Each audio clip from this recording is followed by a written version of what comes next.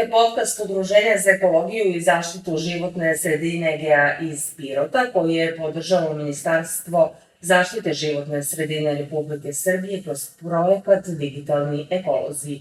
Današnji moj sagovornik je Avram Mekić, rukovodilac javnog preduzeća Komunalac, odnosno radne jedinice Gradska čistoća i javna higijena. Hvala vam najljepše na vremenu koje ste izdvojili za ovaj podcast. Hvala na pozivu. Važne teme, ekološke teme iz vašeg domena, kako su to Piroćanci, da li su odgovorni prema životnoj sredini? Pa, jesu. Možemo da kažemo da jesu. Uvijek ima neko ko nešto pokvari.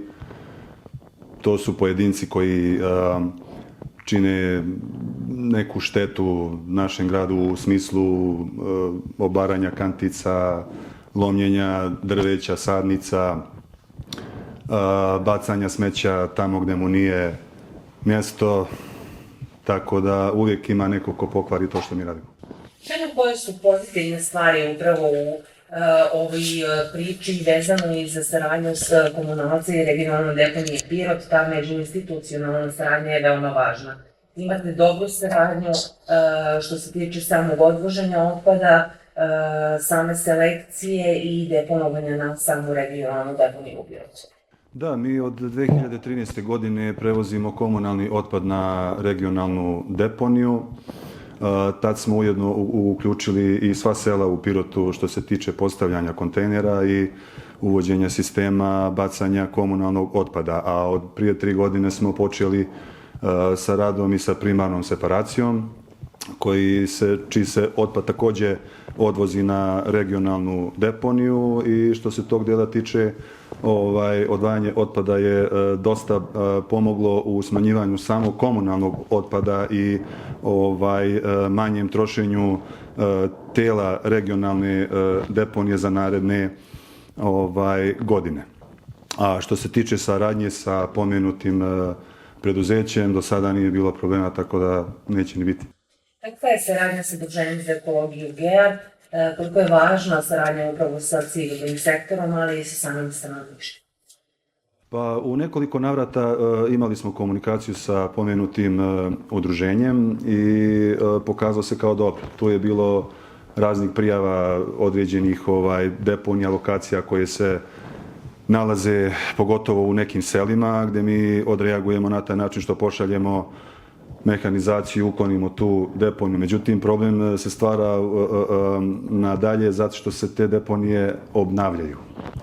Znači, pored saradnje sa udruženjem, mi sarađujemo i sa gradskom upravom, postavljaju se table za zabranjeno bacanje otpada, obaveštavamo mesne zajednice da obaveste meštane da se to ne baca, međutim, u nekim selima se to, malo prije sam rekao, ponavlja, ali u nekima je okej.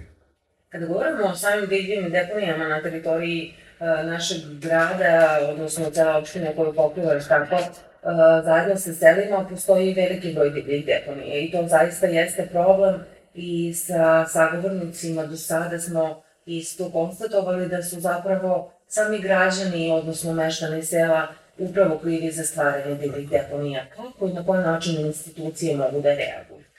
Pa evo, baš je bio primjer prošle godine, početkom jula meseca smo u saradnji sa Ministarstvom za zaštitu životne sredine sklonili blizu 2000 tona komunalnog otpada, građevinskog otpada iz pojedinih sela.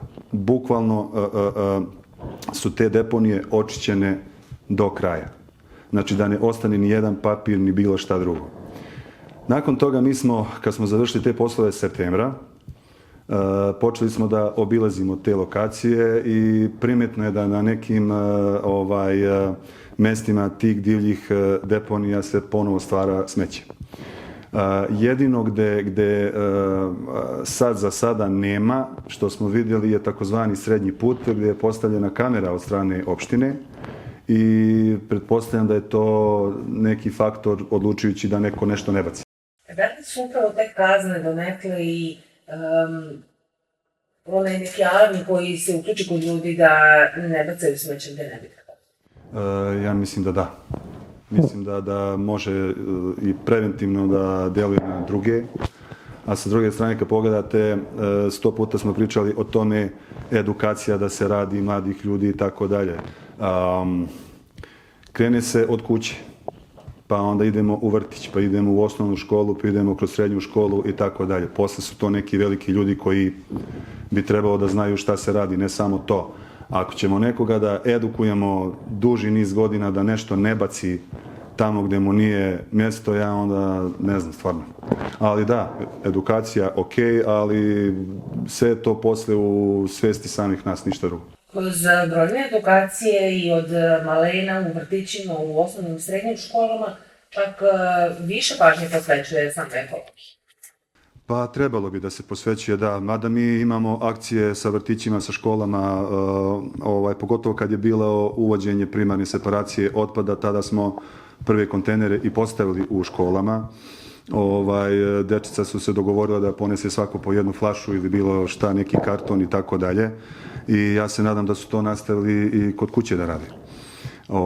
Mi smo pokrili 95% samog grada sa tim plavim kantama, gde možda se odloži papir, plastika i metal.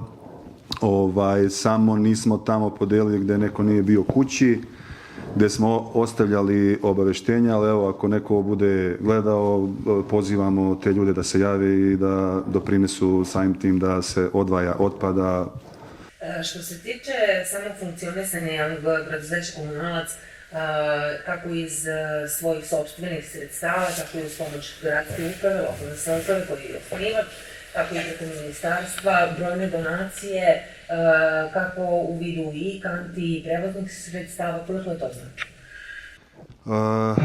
Upravo te plave kante koje sam pomenuo, mi smo dobili od Ministarstva za zaštitu životne sredine u saradnji sa švedskom vladom. To je kod nas zaživjelo, kako sam čuo u nekim gradovima je došlo do nekih komplikacija, ali nebitno za naš grad. Mi smo u tom poslu, ja mislim da smo uspjeli, jer smo bili konstantno na terenu sa radnicima našim, sa kolegama, pričali sa ljudima, podijelili te flajere, brojeve telefona, rasporede, za godinu dana unaprijed za svaku ulicu koji mogu da se vide na našem sajtu. Ako neko ne koristi kompjuter, možda se javi kod nas u firmu i dobit će ga. Pored toga dobili smo plave kontejnere, žute kontejnere. Sad što se žuti kontejnera tiče, oni bi trebali da budu za staklo.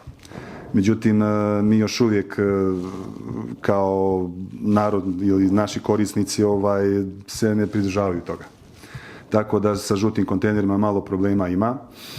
A u narednom periodu, ja mislim čak u toku ove godine da će biti podeljene i brown kante za bio otpad, tako da bi to neka cijelina bila što se tiče samog odvajanja otpada u potpunosti. EkoAlert je portal koji je Udruženje za ekologiju pokrenulo na nivou cele Srbije, dakle ljudi mogu da postavljaju sve probleme sa tačnim lokacijama, slike i sam opis trenutnog stanja na terenu, ali i da pohvale neke stvari. Kako gledate na sam portal i koliko je to značajno upravo sad u sferi 21. veka kada većina ljudi i mladih, ali i starijih umeju da barataju mobilnim telefonima i internetom, rekao bi se da malo ređe dolaze direktno u samo javno preduzeće.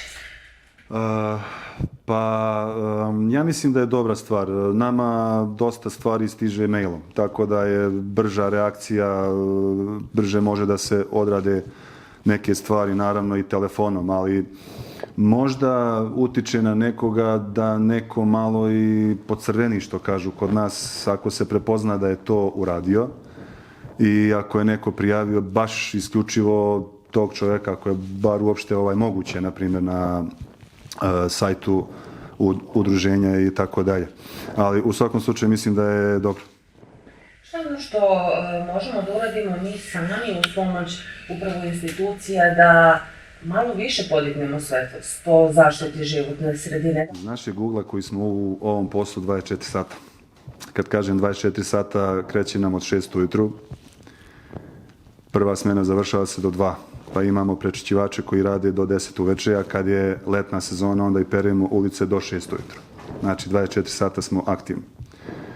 I vikendima. Mislim da je veoma lako. Koristite kante za otpadke, koristite kontejnere na pravi način. Zimi, evo u ovom periodu ne bacate žar u kontejnere, sačekate da se ugasi, posle ga bacite i tako dalje. Ukoliko ljudi imaju veću količinu nekog otpada koji ne može da stane u kontejner tog dana, mogu da nas pozovu, mi ćemo da pošaljemo ekipu to da se ubaci, da se sakupi. Tako da stvarno mislim da nema razloga da se uopšte zagađuje bilo šta, pogotovo priroda u smislu šuma, rijeka, jezera, odmarališta i tako dalje. Mi smo postavili kontejnere u blizini odmarališta ili baš na tim mjestima gdje su igrališta ili tako dalje. Znači sada ne pominjem sela, sva sela Visoka i Zavojsko jezero i put ka njemu. Znači tako da je pokriveno sve. Samo je možda nekome nije sad da teško mu je da prenese 200-300 metra, nego će da ga ostavi tu. Znači vraćamo se na onaj početni razgovor da je stvarno stvar u kulturi, do nas je svijesti kako ćemo mi da reagujemo, znači što da bacimo nešto. Odložiti tamo gdje treba i to je to. Koji su pozitivni primjeri koje znate do sada kako raditi? Pozitivni primjeri? Pa ima dosta, naravno. Ja sam u startu rekao da to rade pojedinci, da to nije, nikog nisam prozvao, znači ne znam ni ja grupu ili šta ja znam, ali stvar je do pojedinaca, znači to je ružna njihova slika, ja se nadam da se tako ne ponašaju u svojim domovima i da će valjda u jednom trenutku da odrastu. Pa imamo škole, organizacije, na primjer, to što sam pomenuo, mi ne samo škole, nego vrtiće, penzionersko udruženje je skoro bilo krajem prošle godine, razne organizacije nam se jave, mi damo džakove, oni počiste pored rijeka, Gradačka rijeka je konkretno bila u pitanju, penzionersko društvo mislim da su čistili ka selu Nišor i ka selu Prisjan i Kamik. Nadamo se da će biti bolja situacija. Svi se nadamo. Hvala najlepše. Hvala. Pratili ste podcast Udruženja za ekologiju i zaštitu životne sredine GEA iz Pirota i čuvajte životnu sredinu.